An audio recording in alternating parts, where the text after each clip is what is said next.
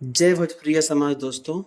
आप लोग देख रहे हैं सच्ची न्यूज और एक बार फिर से आप सभी का सच्ची न्यूज में स्वागत है। दोस्तों आज की वीडियो में बात करेंगे दिनेश लाल यादव की एक फिल्म आने वाली है जिनका नाम है फसल, और उसी बीच में एक ज़बरदस्त ट्रेंडिंग स्टार खेसारी लाल यादव जी का फिल्म आने वाला है जिनका नाम है लाडला।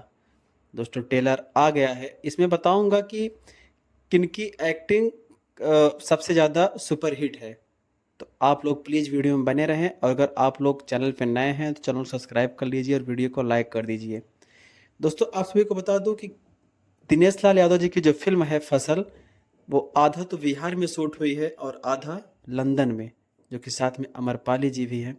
और इसमें एक अलग रिएक्शन दिए हैं दिनेश लाल यादव जी, जो कि बहुत गजब का सीन लगता है।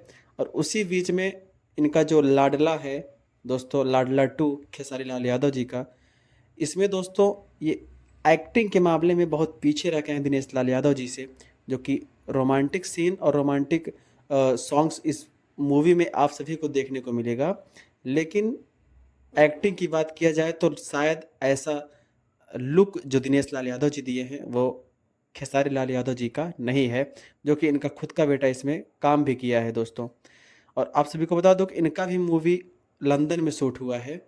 और दिनेश लाल यादव जी अमरपाली दुबे जी को शादी करते हैं, शादी करने के बाद उनको डिवोर्स देते हैं।